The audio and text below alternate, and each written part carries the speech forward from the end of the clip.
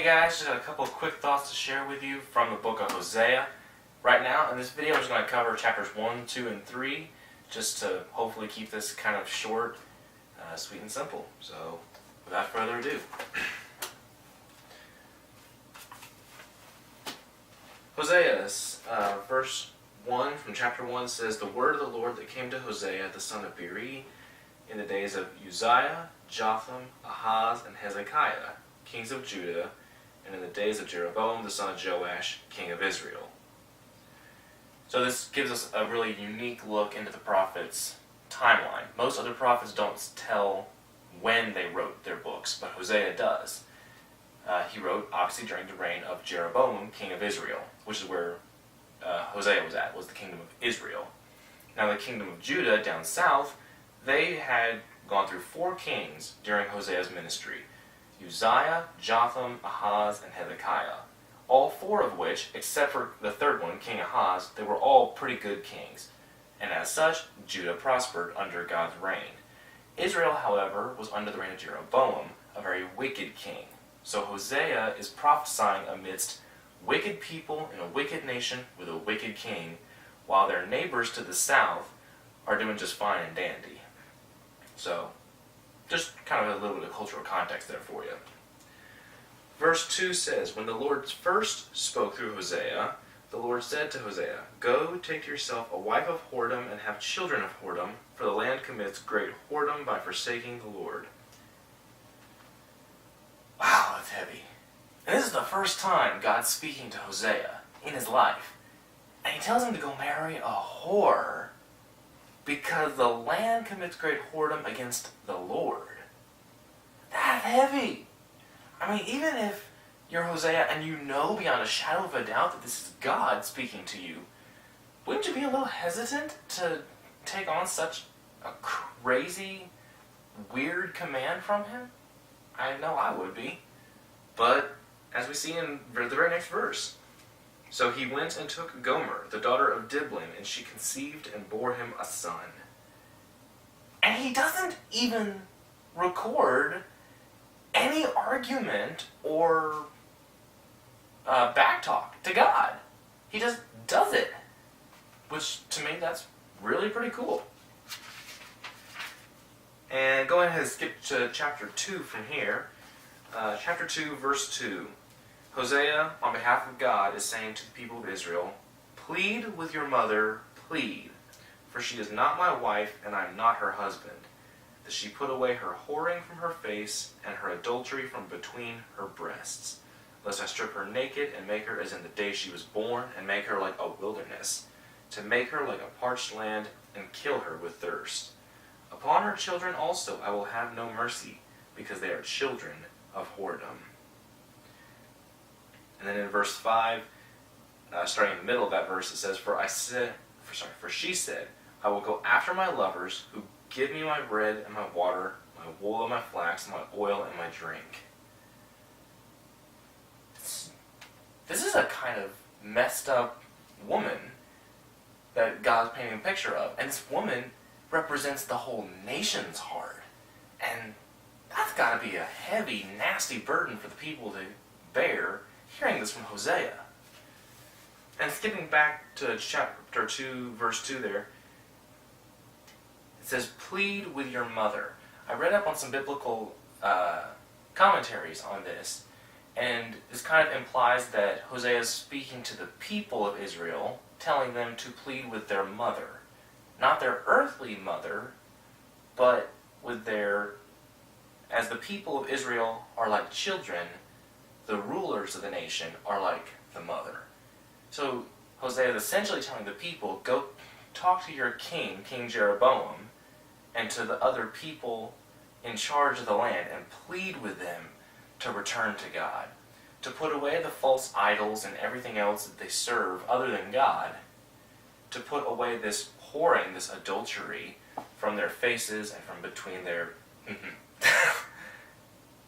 Now, obviously, if you've got someone up in your face, they're very close. They're very near to you. But, right up in here, I mean, that's like intimately close. That's a whole other level. And God is implying that the people of Israel have taken false gods, that they've taken other nations and sin as a whole, not just close, but intimately close to their hearts, and have thus forsaken God. I mean, I don't even think I need to say more on that. But then going back to verse 5 here, he says, "For she said, I will go after my lovers, who give me my bread and my water, my wool and my flax, my oil and my drink." I got a little bit ahead of myself there a minute ago, sorry about that. But you skip down from chapter 5, verse 5, I apologize, down to verse 8, it says, "And she did not know," that is Israel, "did not know that it was I, God, who gave her the grain, the wine and the oil, and who lavished on her silver and gold, which they used for Baal." If you compare those two verses, Israel, the woman, doesn't make any mention of silver or gold, but God accounts for everything she claims that she got from her lovers, and more, and claims that he gave them to her. But she's giving credit to these false gods. How twisted is that on her part? And then how unbelievably merciful on God's part to still want to have something to do with her, in spite of this. It's just crazy to me. If you skip down with me now to verse 11, it says, "And I will put an end to all her mirth, her feasts, her new moons, her Sabbaths, and all her appointed feasts."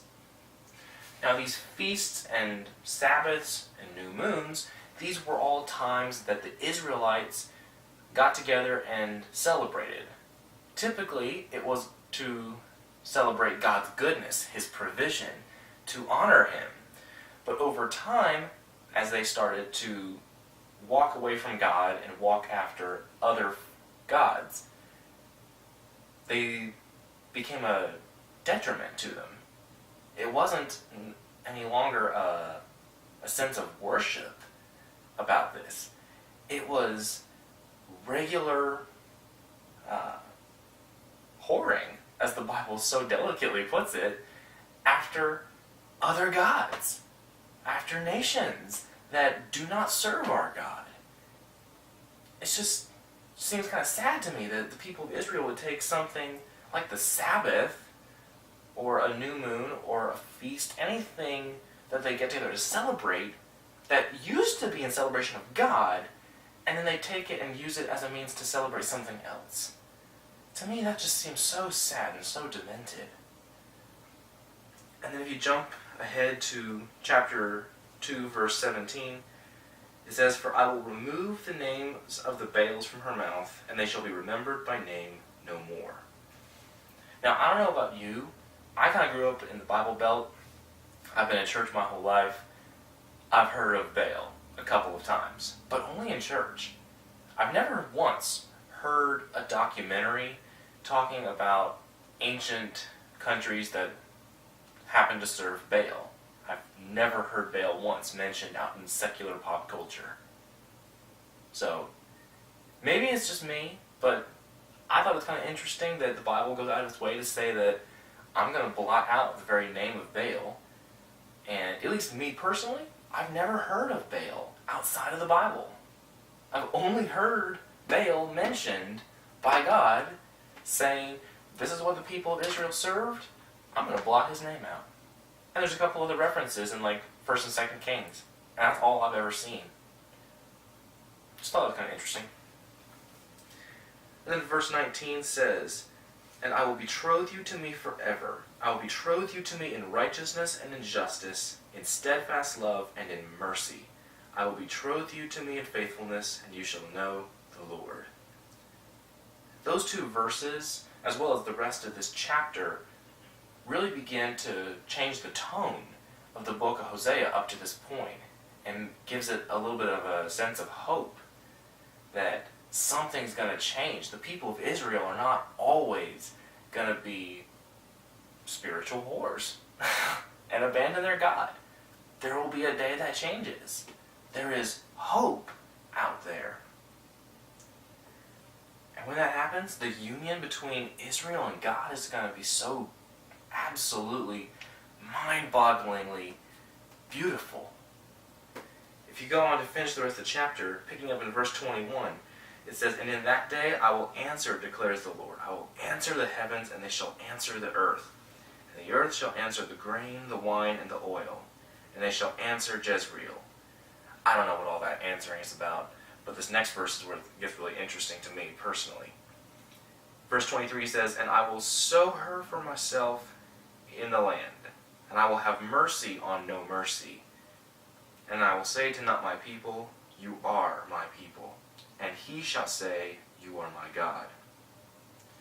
Now, in case you didn't read Hosea, or you just kind of skimmed over that part, no mercy is the name of the daughter that was born to Hosea through his adulterous wife Gomer.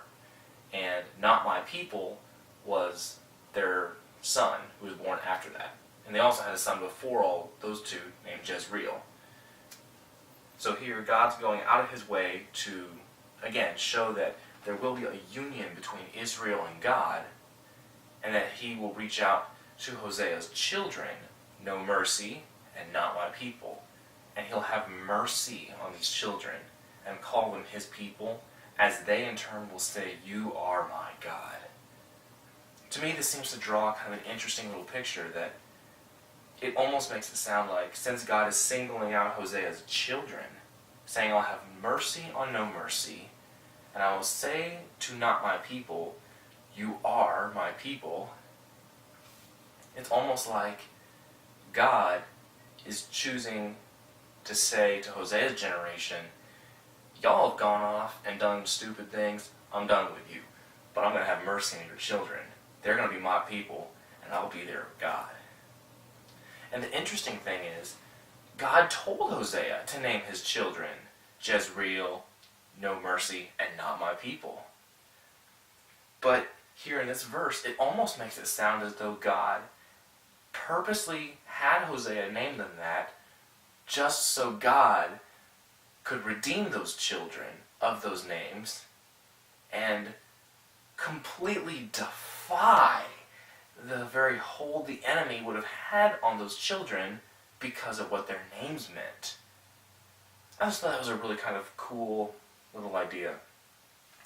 If you go down into chapter 3, verse 1, it says, "And the Lord said to me, go again, love a woman who is loved by another man and is an adulteress, even as the Lord loves the children of Israel, though they turn to other gods and love cakes of raisins." Side note, a cake of raisins for some reason sounds very delicious to me right now, but if we're moving past that, this is a very serious command God's giving to Hosea, saying, go again, love a woman who is loved by another man, who is an adulteress. God is acknowledging that this woman is just bad news.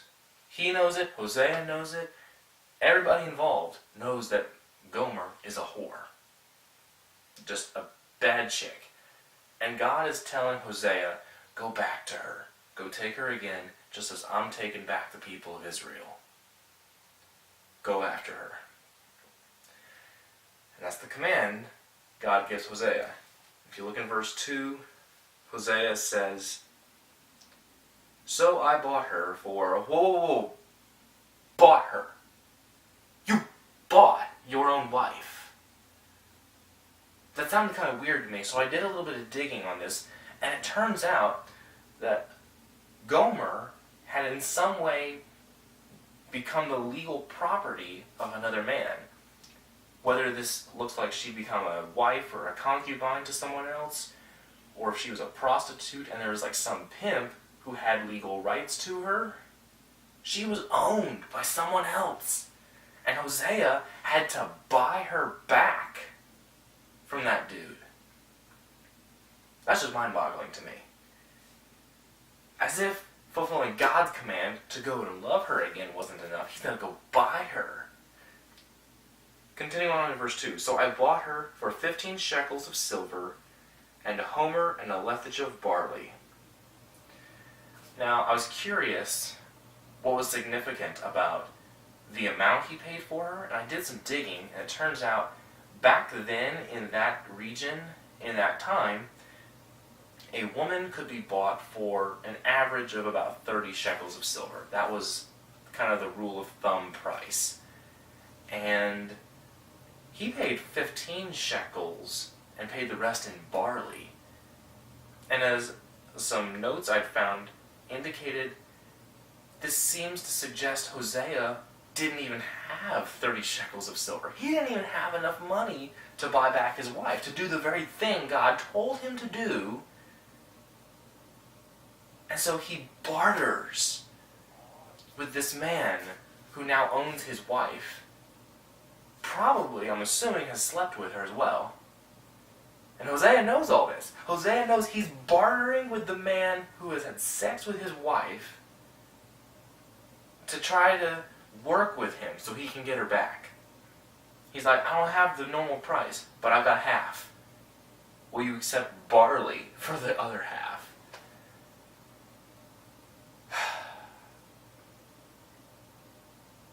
I could not even. That's incredible to me.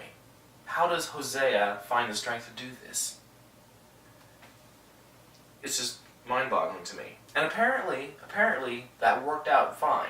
Because in verse 3, Hosea says, And I said to her, You must dwell as mine for many days. How about forever? I don't know. You shall not play the whore or belong to another man. So will I also be to you.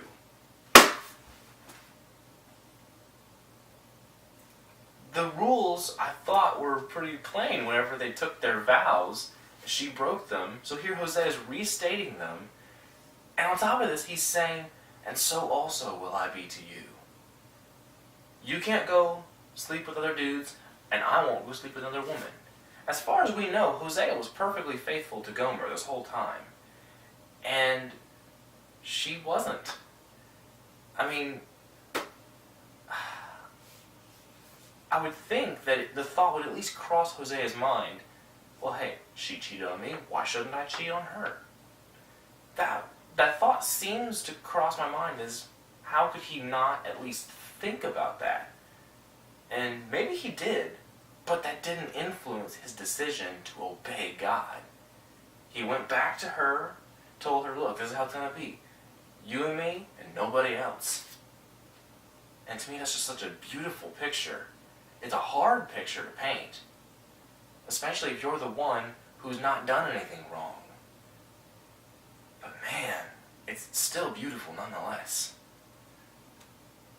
And so then, looking into verse 5, it says, Afterward, the children of Israel shall return and seek the Lord their God and David their king. And they shall come in fear of the Lord and to his goodness in the latter days. Again, he's ending chapter 3 on kind of a positive, hopeful note. Same as chapter 2. But it's more than just hope that I found in this verse. A hope of returning to God. There's also a very interesting little tidbit in here. Remember I said Hosea is prophesying to the people of Israel in the nation of Israel, not in Judah. It's very important here.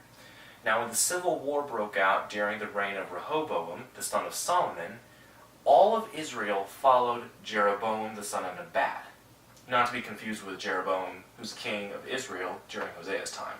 Two different kings over the same country with the same name, but two very different dudes. There's like 137 years between the two of them, just for reference. But only the tribe of Judah stayed faithful to Rehoboam, the grandson of David. So all of David's descendants, who were kings over anything, were kings over Judah, not Israel. And Hosea, again, is living in Israel, prophesying in Israel, and he's telling the people of Israel, you will return to God and to David your king.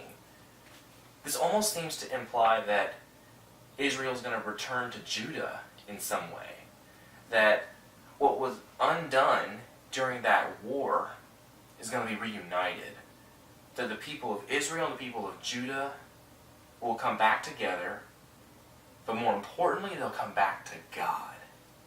And to me, I think that's kind of the whole point of Hosea. God, through his prophet Hosea, is speaking to us, the sinful, the unfaithful, and is calling us to return to God. So, that's all I've got to share for chapters 1, 2, and 3. I've got a lot more thoughts on the rest of the book, but I'll try to do that in another video. So, I hope you enjoyed this one. So, see you later.